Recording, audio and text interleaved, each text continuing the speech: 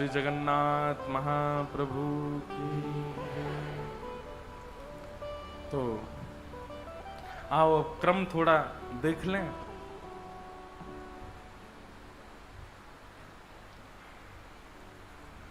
भगवान का विवाह श्री रुक्मिणी जी के साथ में हुआ।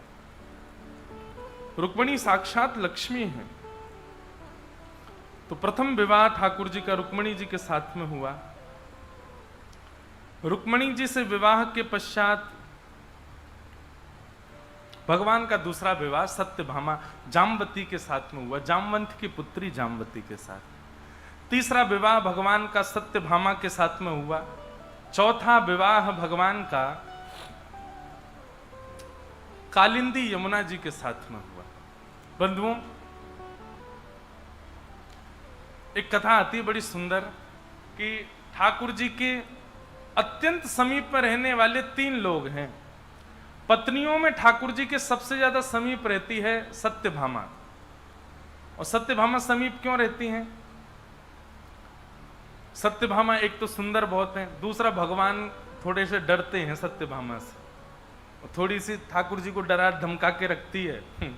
इसलिए ठाकुर जी ज्यादातर उसी के संग ही सिंहासन पर बैठते हैं द्वारिका के।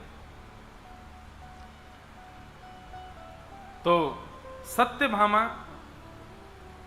गरुण जी और श्री सुदर्शन जी, ये 3 भगवान के सबसे समीप हैं। और मैं अधिकतर कथाओं में कहता रहता हूं कि जब अति सामीप्य मिल जाता है तो मान आने की संभावना बढ़ जाती है, अभिमान होने की संभावना बढ़ जाती है। एक राजा थे, वो राजा की सभा में बहुत सारे लोग बैठते थे। राजा बड़े प्रतापी राजा थे।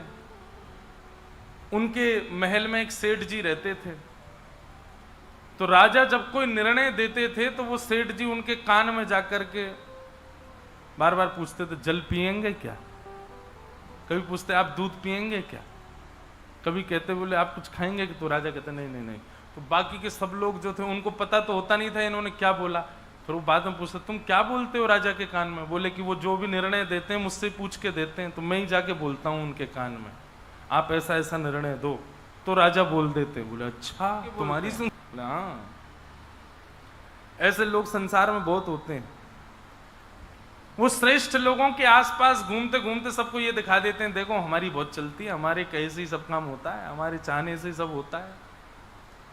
तो अति सामीप्य में मान आने की संभावना बढ़ जाती है।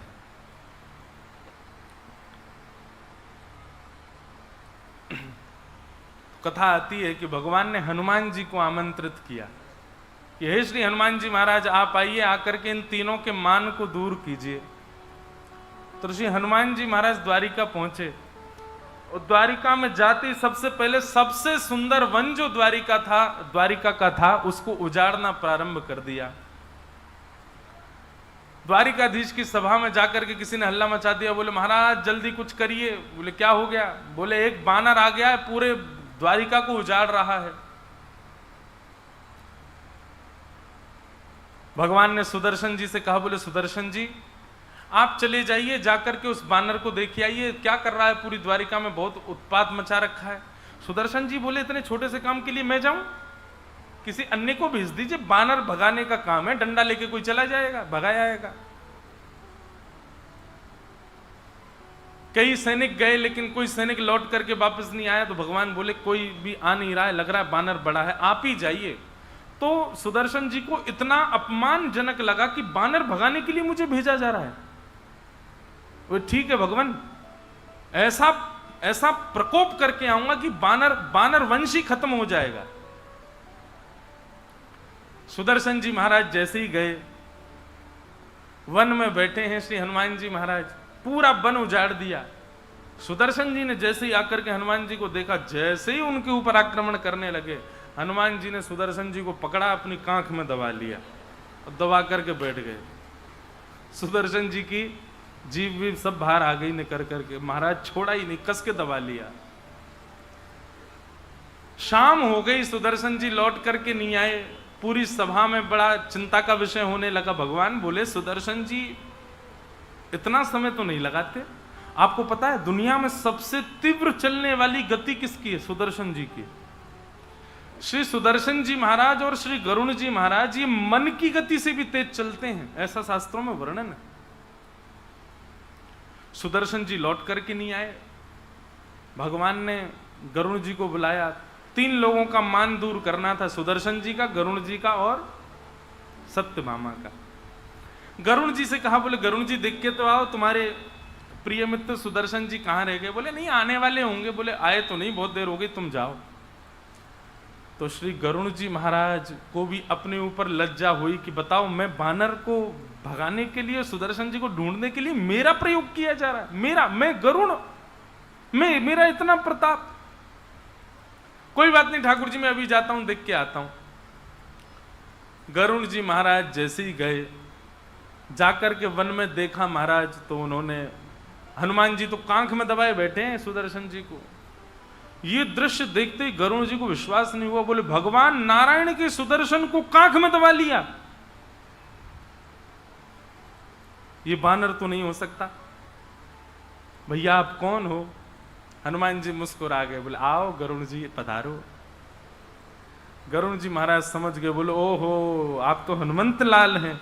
अरे सुदर्शन भैया तुम पहचाने नहीं, हनुमान जी हैं ये तो। बोले मुझसे बात बाद में करना, पहले निकालो तो सही यहां से। गरुण जी बोले छोड़ दो, प्राण निकल जाएंगे। आंख ऊपर कर दी तो गरुण जी ने सुदर्शन जी को लिया, बेचारे हाथ पांव सब सूज गए उनके। गरुण जी महाराज बोले आप पधारें, भगवान आपकी प्रतीक्षा कर रहे हैं, आप जल्दी चलो। हनुमान जी बोले आप पहुंचिए, आपसे पहले पहुंच जाऊंगा मैं। गरुण जी बोले मेरी गति को चैलेंज? आप मन में सोचो भुवनेश्वर, तुरंत भुवनेश्वर सोचते, अगर आप भुवनेश्वर गए आपको तुरंत भुवनेश्वर दिख जाएगा, मन इतना तेज चलता है। पर मन की गति भी हल्की पड़ जाती है गरुण जी के आगे। हनुमान जी बोले आप पहुंचिए, आपसे पहले पहुंच जाऊंगा मैं। गरुण जी बोले मेरी गति को चैलेंज? मन की गति से तेज चलता हूं मैं। ठीक है हनुमान जी महाराज आप आइए, मैं सब व्यवस्था कर देता हूं वहां पर। हनुमान जी बोले ठीक है निकलो। गरुण जी जैसे ही निकले, क्षण भर से भी कम लगा उनको पहुंचने में, और जैसे ही द्वारिका में सुधर्मा सभा में पहुंचे तो क्या पाया, श्री हनुमान जी महाराज सामने बैठे हैं, करताल लेकर के कीर्तन कर रहे हैं ठाकुर जी के आगे। गरुण जी को आज पहली बार लगा कि मुझे आज तक लगता था मुझसे तेज कोई नहीं चलता, ये हनुमान जी क्या जी, मुझे लग ही नहीं रहा ये वही है। ऐसा लगता है 2 रूप हैं, एक से वहां एक से यहां। लेकिन दौड़ के वहां गए तो वहां हनुमान जी थे ही नहीं, वही हनुमान जी वहां बैठे। गरुण जी आए तो गरुण जी को केला दिया, बोले लो पाओ, आप कह रहे थे हमारी व्यवस्था करोगे, हम आपसे पहले आ गए। गरुण जी महाराज बोले धन्य है, सुदर्शन जी का मान चला गया, गरुण जी का मान चला गया। भगवान ने गरुण जी से हनुमान जी ने गरुण जी से कहा कि ठाकुर जी को आप एक बार निवेदन कर दो, वो आ जाएं, दर्शन दे दें। सुनो एक बात कह देना। बोले क्या? अकेले नहीं आए ठाकुर जी। बोले हाँ रुक्मणी जी के साथ में आएंगे। बोले नहीं नहीं रुक्मणी नहीं, ठाकुर जी से कहो हमारी सिया जी के साथ में आए, सीता जी के साथ में आके विराजे। देखो कृष्ण तो राम जी ही हैं, राम जी कृष्ण के रूप में आए हैं, पर हमारी जानकी जी के साथ में आएंगे तो ही मैं प्रणाम करूंगा, नहीं तो मैं प्रणाम नहीं करूंगा, मैं देखूंगा ही नहीं। ठाकुर जी को जाके बोल दो जानकी जी के साथ में आवे। गरुण जी ने भीतर जाकर के उद्घोषणा करी, बोले हनुमान जी आए हैं। हनुमान जी का नाम सुनते ही 16,100 पत्नियां खड़ी हो गई, आहा जय हो हनुमान जी पधारे हैं। गरुण जी बोले लेकिन उन्होंने कहा है कि ठाकुर जी से कह दो सीता जी के साथ पधारे। सब पत्नियां कहने लगी अब सीता जी कहां से आएंगी। भगवान कृष्ण बोले आप 16,108 में जो सबसे सुंदर है उसको हम थोड़ा बहुत श्रृंगार का भाव बता देंगे, वो अपना श्रृंगार कर ले तो शायद हनुमान जी को सीता जी का भाव लगे और वो प्रणाम कर ले। तो सबसे पहले बिना किसी के कहे अपने आप ही सत्यभामा जी आके खड़ी हो गई। बोले कि ये तो कहने वाली बात नहीं है, सबसे सुंदर मैं ही हूं, मैं ही अपना श्रृंगार कर लेती हूं। रुक्मणी आदि पत्नियां बोली हाँ हाँ इन्हीं को ही ले जाओ। सत्यभामा जी ने और सत्यभामा सच में बहुत सुंदर थी। उन्होंने अपना श्रृंगार किया महाराज। जैसे ही वो श्रृंगार करके पधारी, ऐसी अद्भुत छटा उनकी देख करके निहाल हो गए सब लोग। ठाकुर जी बोले चलें सभा में हनुमान जी के पास। बोले हाँ चलो। जैसे ही सभा में पहुंचे, ठाकुर जी को देख करके तो हनुमान जी के नेत्र सजल हो गए। जय हो मेरे रामचंद्र पधार, मेरे राघव जी पधार गए। ठाकुर जी आकर के सिंहासन पर बैठ गए। भगवान भुजा उठाने लगे, बोले आओ हनुमान गले लगो हमारे। इतने में सत्यभामा बगल में आकर के बैठ गई। हनुमान जी महाराज बोले एक बार जानकी जी को आने दो महाराज, पहले उनको प्रणाम करूंगा फिर आपको हृदय से लगाऊंगा। भगवान बोले बैठी तो हैं। बोले ये तो कोई दासी लगती है हमें। भगवान बोले दासी नहीं है, ये हमारी पत्नी है। बोले अच्छा अच्छा क्षमा, मुझे लगा पता नहीं कोई दासी आ गई। अच्छा मैया प्रणाम। अब तो उनको क्या स्वीकार प्रणाम, वो तो रूठ करके चली गई भीतर। अंदर जाकर के बार बार दर्पण में अपने आप को देखें, रुक्मणी से मैं दासी लग रही हूं कहीं से। बोले वो हनुमान कहते दासी है तो बानर ही ना, बुद्धि तो है नहीं उसमें, मुझको दासी बोल रहा है। ठाकुर जी ने हनुमान जी को हृदय से लगाया, कहा धन्यवाद, आप ही मान का हनन कर सकते हो, इसीलिए आपका नाम हनुमान है।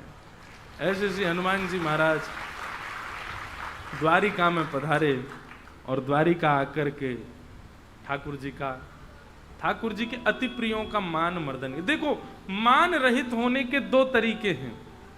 एक तो श्री हनुमान जी को प्रणाम किया करो, मान रहित करते हैं। और दूसरा, यदि आप प्रेम लक्षणा भक्ति के उपासक हो तो गोपी गीत का पाठ किया करो। गोपी गीत भी मान रहित करता है। ऐसे श्री हनुमान जी महाराज को हम बारंबार वंदन करते हैं। मंगल मूर्ति मारुति नंदन, सकल अमंगल मूल निकंदन, सकल अमंगल मूल निकंदन, मंगल मूर्ति मारुति नंदन। भगवान ने 16,108 व्याग किए और ये 16,108 जो हैं भगवान की द्वारा बनाई गई प्रकृति ही है जिससे ठाकुर जी ने विवाह किया। भगवान की 8 मुख्य पटरानी जो हैं ये अष्टधा प्रकृति हैं। पृथ्वी, जल, अग्नि, वायु, आकाश, मन, बुद्धि और अहंकार। ये भगवान की 8 मुख्य पटरानियां हैं। हमारे बाहर की 5 प्रकृति, पृथ्वी, जल, अग्नि, वायु, आकाश, ये बाहर की 5 प्रकृति किसने बनाया? 5 प्रकृतियों को भगवान ने बनाया, ठाकुर जी ने बनाया। तो इसका मतलब यह है कि ये कृष्ण लीला में भगवान की पत्नी नहीं है, ये सदा से ठाकुर जी की पत्नियां हैं। 5 प्रकृति, पृथ्वी, जल, अग्नि, वायु, आकाश। फिर इन 5 भूतों में, इन 5 तत्वों के बीच में रहने वाला मानव, इस मानव को भी किसने बनाया? भगवान ने। और मानव के अंदर 4 प्रकृति हैं, मन, बुद्धि, आत्मा और अहंकार। जिसमें आत्मा तत्व जो है ये परमात्मा का ही स्वरूप है। इसलिए आत्मा तत्व को यदि अलग करें तो 3 तत्व बचते हैं, मन, बुद्धि और अहंकार। यहां पर अहंकार का मतलब अभिमान मत समझिएगा। मुझे प्यास लगी और मैंने पानी पिया, यह भी एक अहंकार है। इसको सेल्फ कॉन्शियसनेस कहते हैं, इसको देहाभिमान कहते हैं। मुझे नींद आई और मैं सो गया, यह भी एक सूक्ष्म अहंकार है, तन का अहंकार। उसको नींद आई, मैंने सुला लिया। सब लोग इधर देखो, यहां देखो, यहां देखो। 12:30 बजे के बाद कहीं भी देखना, अभी हमको देखो। तो अहंकार का मतलब यहां पर अभिमान नहीं है। अहंकार का मतलब देह की कुछ इच्छाएं होती हैं, उनमें आपका वश नहीं हो तो वो करना ही पड़ेगा, लेकिन वो अहंकार के अंतर्गत आती हैं। पानी पीना, भोजन खाना, रात्रि सो जाना, अपने तन की स्वस्थता के लिए क्रिया करना, ये सब अहंकार में आ जाते हैं। पर जितना जरूरी है उससे अधिक जब हम अपने शरीर के लिए करने लगते हैं तो वो फिर अभिमान कहलाता है। वो देहाभिमान कहलाता है। मतलब देह तो रोटी दाल चावल में चल जाएगा, पर आप जबरदस्ती पिज्जा खवा रहे हो, ये देहाभिमान है। रोटी से काम चल सकता है, पर पिज्जा क्यों खा रहे हो? ये तो जीव के चटोरेपन के लिए खा रहे हो। गुड़ से काम चल जाएगा, लेकिन नहीं, हमको जलेबी चाहिए, ये देहाभिमान है। दूध से काम चल जाएगा, लेकिन हमको कॉफी पीनी है, ये देहाभिमान है। ये फिर अभिमान में परिवर्तित हो जाता है। परंतु जितना जरूरी है उतना भोगना, वो सामान्य अभिमान माना जाता है, वो पाप कारक नहीं होता। तो हमारे अंदर कितनी प्रकृति हैं? 4, मन, बुद्धि, आत्मा और अहंकार। उसमें आत्मा जो है ये भगवान है, तो इसको अलग करें, 3 बचे, मन, बुद्धि, अहंकार। तो भीतर के 3 और बाहर के 5, कितने हुए? 8। ये 8 भगवान की मुख्य पटरानियां हैं। और फिर आए 16,100, ये कौन है? तो हमारे वेद पुराणों में जितने भी कृष्ण उपासना के मंत्र हैं, कृष्ण की आराधना के मंत्र हैं, वेद मंत्र हैं, वे समस्त 16,100 मंत्र ही भगवान की पत्नियां बनकर के आए हैं। पंडित जी ने आपके हाथ में पुष्प दिया, चावल दिए और कहा भगवान श्री कृष्ण का ध्यान धरो। कस्तूरी तिलकम ललाट पटले वक्षस्थले कौस्तुभम नासाग्रे वरमुक्तिकं तरतले वेणुकरे कंकणम सर्वांगे हरिचंदनम सुललितम कंठे च मुक्तावली गोपस्त्री परिवेष्टितो विजयते गोपाल चूड़ामणि। ऐसे जो भगवत आराधना के 16,100 मंत्र हैं, वही भगवान की पत्नियां बनकर के आए। भौमासुर नाम के राक्षस के यहाँ 16,100 राजकुमारियां बंदी थीं। भगवान ने उनको वहां से मुक्त कराया। उनसे तो कहा कि अपने अपने घर जाओ, परंतु वे बोले कि नाथ, अब हमको कोई स्वीकार नहीं करेगा, आप ही हमको स्वीकार करो। तब भगवान ने 16,100 राजकुमारियों के साथ में विवाह किया। बोलो द्वारिकाधीश की। लोग बाग ठाकुर जी के विवाह को हमारे आपके विवाह की तरह देख लेते हैं कि ठाकुर जी ने इतने सारे विवाह किए, हमारी आपकी तरह ठाकुर जी का जीवन रहा होगा, हमारी आपकी तरह विषय वासना आदि ठाकुर, ये सब नहीं विचार करना कभी। ठाकुर जी ने अपनी ही प्रकृति के साथ में, अपने ही उपासना के मंत्रों के साथ में विवाह किया, किसी अन्य स्त्री के साथ विवाह नहीं किया। भगवान के विवाह हुए। आगे भागवत जी में राजा नृण की कथा आती है। नारद जी ने भगवान की गृहचर्या का दर्शन किया। भगवान की दिनचर्या भी भागवत में बताई है। ठाकुर जी रोज सुबह ब्रह्म मुहूर्त में उठ जाते हैं और ब्रह्म मुहूर्त में उठने के बाद में ठाकुर जी सबसे पहले उठते ही आसन बिछा करके बैठ जाते हैं और ध्यान धरते हैं अपने समस्त भक्तों का। इसलिए हमारे यहाँ कहते हैं कि ब्रह्म मुहूर्त में जो ठाकुर जी को याद करता है, ठाकुर जी को पता चल जाता है कि मुझे इस समय कोई याद करा, क्योंकि पूरे दिन तो ठाकुर जी व्यस्त रहते हैं, पर ब्रह्म मुहूर्त में ठाकुर जी भी ध्यान लगा करके बैठते हैं भक्तों का। उस समय जो ठाकुर जी का ध्यान लगाता है, ठाकुर जी को उसके बारे में पता चल जाता है कि मेरा कोई ध्यान कर रहा है। पूरे दिन आप नाम गाओ, ठाकुर जी को पता चले ना चले कोई पता नहीं, पर ब्रह्म मुहूर्त में जो ठाकुर जी का स्मरण करता है, ठाकुर जी को निश्चित पता चल जाता है कि मुझे कोई याद कर रहा है, क्योंकि ब्रह्म मुहूर्त में ठाकुर जी भी ध्यान धरते हैं अपने भक्तों का। और फिर ठाकुर जी नाम जप करते हैं, श्री राधा श्री राधा श्री राधा। किशोरी जी का स्मरण करते हैं, किशोरी जी का नित्य स्मरण करते हैं ठाकुर जी। किशोरी जी के स्मरण के बिना ठाकुर जी का दिन प्रारंभ नहीं हो। इसीलिए जब ब्रज द्वारिका मिलन महोत्सव हुआ कुरुक्षेत्र में, तभी तो सब कृष्ण पटरानियों के मन में एक ही लालसा है कि हम देखें तो सही है राधा रानी है कैसी। जगत नियंता जगदाधार जिनको पूरा विश्व याद करता है, वो सुबह उठ के राधा रानी को याद करते हैं। ऐसी किशोरी जी के हम भी दर्शन करें। ठाकुर जी अपने भक्तों का स्मरण करते हैं, किशोरी जी का स्मरण करते हैं। स्नान ध्यान के बाद सबसे पहले ठाकुर जी गौशाला जाकर के गायों की सेवा करते हैं। अभी तक सूर्य उदय नहीं हुआ है, सूर्य उदय से पहले ही ठाकुर जी चले जाते हैं गौशाला में और ठाकुर जी गैयाओं की सेवा करते हैं, गायों को प्रणाम करते हैं, गैयाओं की प्रदक्षिणा करते हैं, गायों के गले पे हाथ फेरते हैं, सुंदर गैयाओं को अपने हृदय से लगाते हैं, और फिर जैसे ही सूर्य उदय होने लगता है गौशाला में खड़े होकर के ठाकुर जी अपने पांचजन्य शंख का नाद करते हैं द्वारिका में। और जैसे ही शंखनाद होता है पूरी द्वारिका को पता चल जाता है कि सूर्य उदय हो गया है, अब प्रातः काल हो गया है।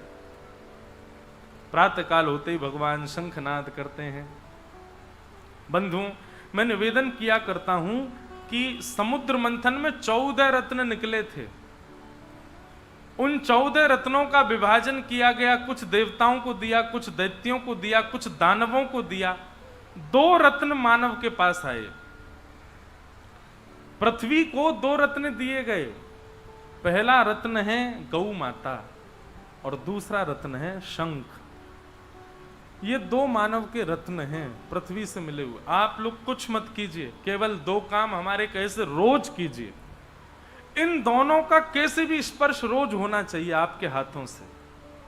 आपके अंग का कैसे भी स्पर्श शंख से और गैया से रोज होना चाहिए। पर गैया शुद्ध हमारी भारतीय गैया होनी चाहिए, विदेशी गैया नहीं, जिसका कोठा उठा रहता है, जिसके गले में कंबल होता है, वो शुद्ध भारतीय गैया है। वो वास्तव में सुरभि गैया की वंशज है, वो हमको मिली है रत्न में। बाकी जो विदेशी गैया है, इसको तो शास्त्रों में गैया ही नहीं कहा, इसको कहते हैं गैया जैसे दिखने वाले दूसरा जानवर है, ये गैया नहीं है। इसलिए शुद्ध देशी गैया और शंख, ये 2 आपके तन से रोज छुभने चाहिए। आप कुछ नहीं, 6 महीने तक कुछ मत करो, केवल ये 2 काम रोज करो, गैया का स्पर्श और शंख का स्पर्श। 6 महीना में ही आप अपनी बुद्धि में परिवर्तन देखेंगे, आप अपने विचार में परिवर्तन देखेंगे, आप अपने मन की स्थिरता में परिवर्तन देखेंगे, आप अपने कर्म में परिवर्तन देखेंगे। शंख और गैया का स्पर्श एक अद्भुत प्रकार की ऊर्जा आपको प्रदान करेगा, जिससे आपकी मति शुद्ध होगी। और कुछ मत करो, ये 2 काम रोज करो, क्योंकि मानव को मिले रत्न है, मानव इन्हीं का स्पर्श नहीं करता है। नित्य ठाकुर जी गैया के सेवा करते हैं, फिर उसके बाद शंख बजाते हैं। महाभारत के अनुशासन पर्व में एक कथा सुनाई जाती है, बहुत ध्यान से सुनना।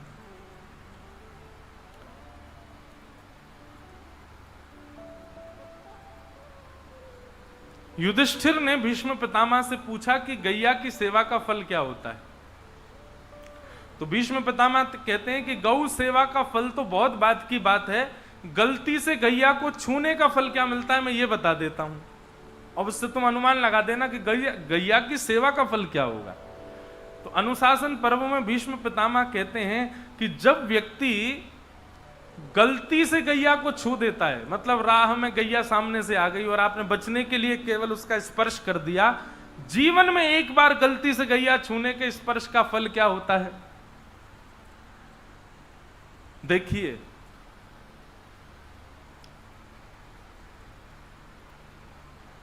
हर व्यक्ति को अगर उसने अपने कर्म शुद्ध नहीं किए, थोड़ी देर के लिए इसे ही नरक जाना पड़ेगा। आप सबने कथा सुनी होगी, युधिष्ठिर को एक क्षण के लिए नरक देखना पड़ा था। क्यों? भगवान के कहे से झूठ बोला, लेकिन बोला तो झूठ। अच्छा, झूठ तो बोला, उसके बाद में ये और चिल्लाने लगे, बोले हाथी मरा है, अश्वत्थामा नहीं मरा है। भगवान ने वो बात अलग है कि उस समय शोर करवा दिया कि किसी को सुनाई ना दे, पर ठाकुर जी के कहने से झूठ बोला गया। इस वजह से 1 मिनट के लिए, 1 क्षण के लिए युधिष्ठिर को भी नरक देखना पड़ा। तो हम लोगों की क्या स्थिति होने वाली सोचो। नरक तो जाना पड़ेगा, थोड़ी देर के लिए सही जाना तो पड़ेगा। इसलिए खूब भजन करो, खूब प्रार्थना करो कि नरक ना जाना पड़े। नरक बहुत बेकार होता है। लेकिन हमने शास्त्रों में एक बात पढ़ी है, आपको नरक कितनी देर के लिए जाना है? आपको 1 क्षण के लिए नरक जाना है केवल। लेकिन नरक तो 1 क्षण ही रुकना है, पर नरक जाने से पहले एक वैतरणी नदी पड़ती है, उसको पार करने के लिए ऐसा वर्णन करते हैं कि वैतरणी को पार करने में सामान्य से सामान्य व्यक्ति को बहुत तीव्रता से पार करेगा तो तो उसको भी 1000 वर्ष के आसपास लग जाते हैं वैतरणी पार करने में। मात्र इतनी खतरनाक वैतरणी नदी है, उसका कोई और छोड़ नहीं देखता, समुद्र की तरह है वो। और वैतरणी नदी में कोई जल नहीं है, वैतरणी नदी में खून की नदी है वो। वैतरणी नदी में मवाद बहता है, रक्त बहता है, दुर्गंध इतनी गंदी आती है कि कोई वहां खड़ा नहीं हो सकता। उसको पार करना पड़ता, 1000 वर्ष लगते हैं तब जाके नरक पहुंचता है व्यक्ति। 1000 ना भी लगते हों हम लोगों के पुण्यों के हिसाब से हमको, लेकिन हम खड़े भी क्यों हों ऐसी दूषित नदी के किनारे? बिना वैतरणी पार किए नरक नहीं जाता। और वैतरणी पार करने में आपको कोई यम के दूत सहायता नहीं करेंगे, आपको ही डूब करके तैर के पार करनी पड़ेगी, तभी आप नरक जाओगे। फिर नरक में आपको 1 मिनट 2 मिनट, 1 क्षण 2 क्षण, 1 हफ्ता 2 हफ्ता, 15 दिन 20 दिन, महीना 1.5 महीना, साल 2 साल 10 साल, पाप के अनुसार आपको वहां रुकना पड़ेगा। लेकिन नरक से ज्यादा बुरी वैतरणी है। भीष्म पितामह कहते हैं व्यक्ति जब गलती से गैया का स्पर्श कर देता है और जब वो अपने पाप को भोगने के लिए नरक जाता है, तब वैतरणी के तट पर सुरभि गैया आकर के अपनी पूंछ उसको पकड़वा देती है और कहती है ये 1000 वर्ष में पार करने वाली नदी हम तुमको क्षण भर में पार करा देंगे। और वो गैया अपनी पूंछ पकड़वा करके वैतरणी पार करा करके उसको नरक छोड़ देती है। अब नरक में 15-20 दिन, महीना 1 महीना, जितना भी उसको भोगना है, केवल नरक का भोग भोगेगा। ये जबरदस्ती वैतरणी का भोग नहीं भोगना पड़ता, गैया को गलती से छूने से। सोचो अगर कोई व्यक्ति नित्य मन बना करके प्रेम से भाव से जाकर के गैया का स्पर्श करे,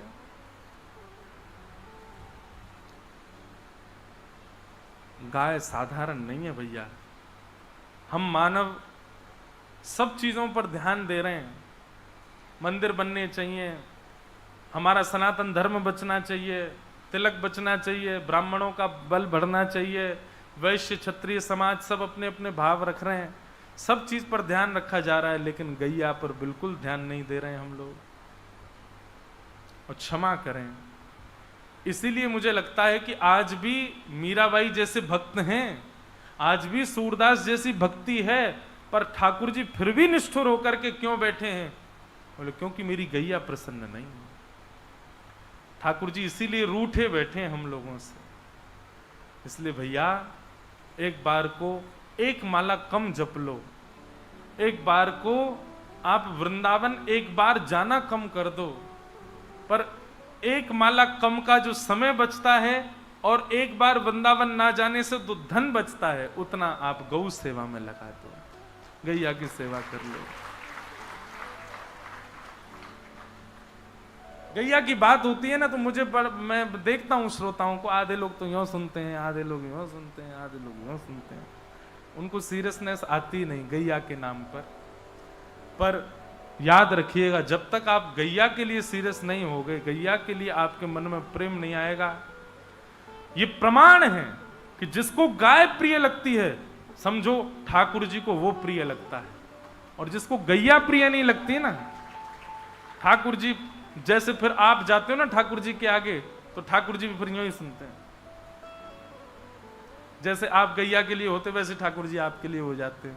लेकिन जो गैया से प्रेम करने वाला जाता, ठाकुर जी भी यूं सुनते हैं, गैया का प्रेमी आया है, मेरी गैया का प्रेमी आया है। तो ठाकुर जी नित्य गौ सेवा करते हैं, द्वारिका में भी।